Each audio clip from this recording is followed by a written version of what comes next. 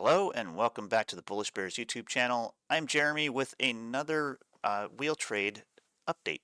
In this case, I was actually assigned on my NVDX puts that I had sold. Those ones I sold the $11 strike and got in a little bit of trouble as price approached $9.35 there.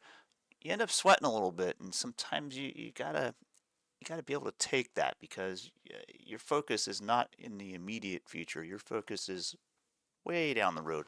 The idea is you want to earn enough premium to literally own something like this for free and eventually at a negative cost basis so you can continue generating income on it. Let's go take a little bit of a closer look into this really quickly. Give me 1 second. I have to click on that. There we go. And then one other thing to click on. So in keeping a journal on this stuff, I want to make sure that I can keep tabs on my running totals as each time I acquire premium that I'm able to either sell to open and then buy to close for less than I sold to open it for, or let it expire worthless, or even take assignment on these positions. I want to be able to keep track of where I'm at. So previous cost basis on NVDX here is when I was able to purchase shares and take off some combined premium and get down to about $9.64 per share. Not too bad considering it's been trading above 10 for most of the time. Selling that $11 strike over here on the 27th at 95 cents netted me a cost basis on those assigned shares at $10.05. Sold the 11 strike minus 95 cents, 10.05. So effectively, I own an extra position on this. My intention is to always maintain half a position in cash so that I can take assignment on a cash secured put and thus acquire the extra shares. Always be willing to acquire the extra shares. The idea is to try and sell premium on both sides of price, in this case selling puts. Sometimes I'll sell puts and calls at the same exact time depending on price action.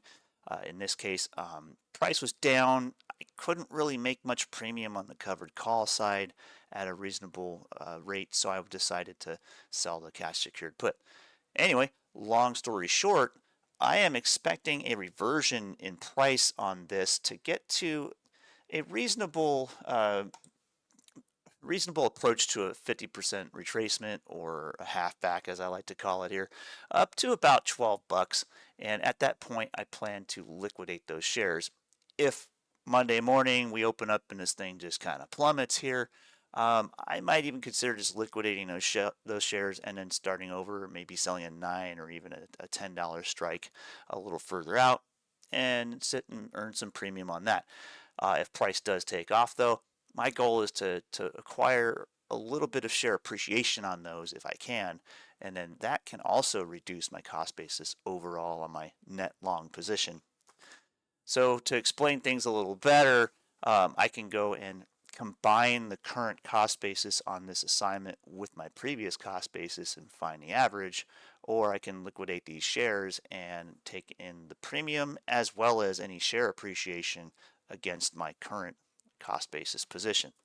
The latter is what I intend to do.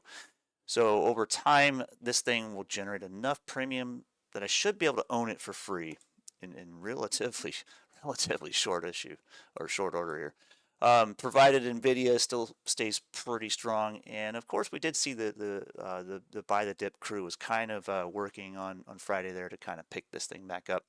Not necessarily a qualified reversal at this point for NVIDIA, but close enough to give us a nice little reversion trade anyway.